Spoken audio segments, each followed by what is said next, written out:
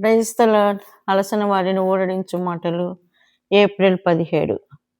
మీరు దేవుని ఆలయమై ఉన్నారనియు దేవుని ఆత్మ మీలో నివసించుచున్నాడనియు మీరెరుగరా.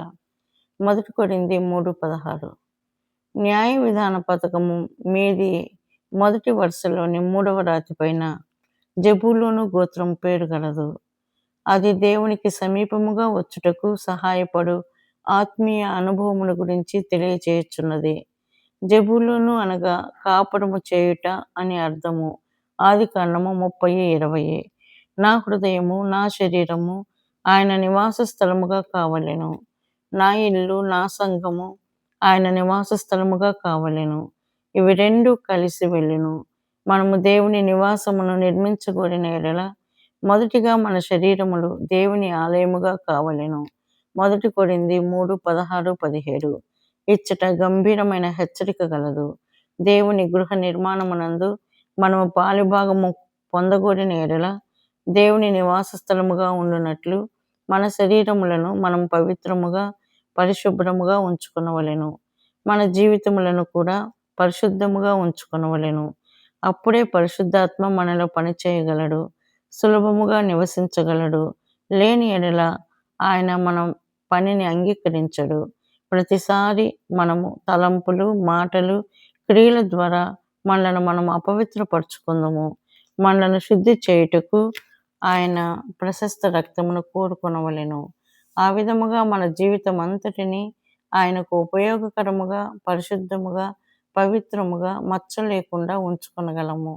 అదే విధముగా మన గృహము ఆయన నివాస స్థలముగా ఉండవలెను. యోహాను 12లో ఒక గృహమును గూర్చి మనం చదువుచున్నాము. అది యేసు ప్రభు నివసించదగిన ప్రాముఖ్యమైన సంతోషకరమైన గృహము. యెరూషలేములో ఎన్నో గృహములు ఉన్నప్పటికీ యేసు ప్రభు ఏ రాత్రియో అక్కడ నివసించలేదు. సాయంకాలమున బేతనియకు గాని ఒలీవ కొండకు గాని పోవుచుండెడివాడు. ఆయన ఎడతెగని సన్నిధి వలన అది సంతోషకరమైన గృహముగానైనది.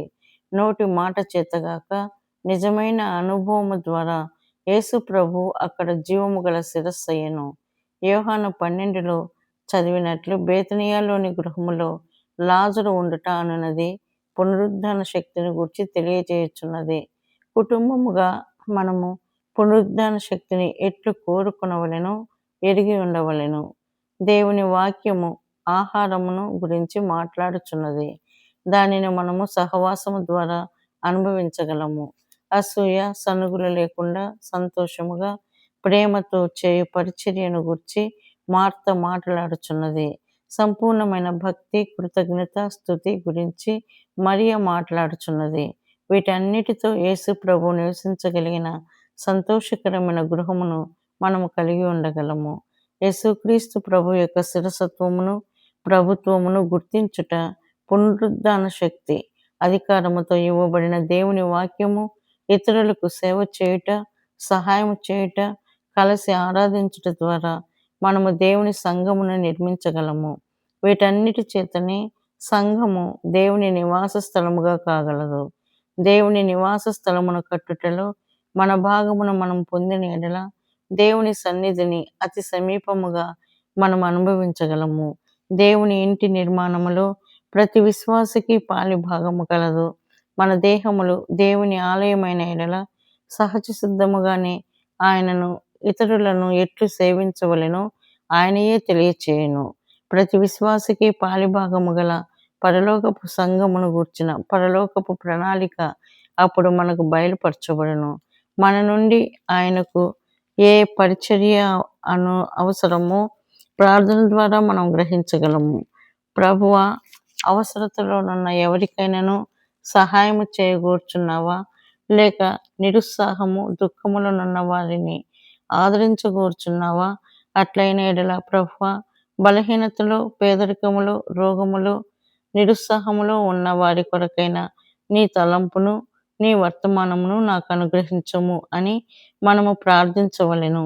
ఆ విధముగా మనము ఇట్టి దేవుని నివాస స్థలమును నిర్మించుటలో మన భాగమును మనము పొందగలము.